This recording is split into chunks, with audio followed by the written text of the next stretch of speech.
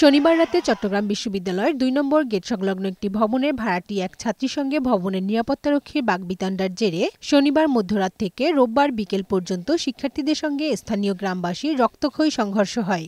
এ ঘটনায় আহত হন বিশ্ববিদ্যালয়ের উপাচার্য, প্রক্টর সহ প্রায় ৫ শতাধিক শিক্ষার্থী। পরে যৌথ বাহিনী পরিস্থিতি নিয়ন্ত্রণে আনে। সংঘর্ষে আহত ৫০ শিক্ষার্থী চট্টগ্রাম মেডিকেল কলেজ হাসপাতালে চিকিৎসাধীন। কর্তৃপক্ষ জানিয়েছে, আহত শিক্ষার্থীদের চিকিৎসা খরচ দেবে বিশ্ববিদ্যালয়। বন্ধ রয়েছে সব ক্লাস ও পরীক্ষা। ৩টা ছেলে আর কি বিচ্ছিন্ন হয়ে গেছিলাম। বিচ্ছিন্ন হওয়ার পরে আমরা ধানক্ষেত দিয়ে দৌড় দিই। ধানক্ষেত দিয়ে দৌড় দেওয়ার পরে ওখানে গ্রামবাসী যারা ছিল সবাই একত্রিত হয়ে আমাদের উপরে হামলাটা করে।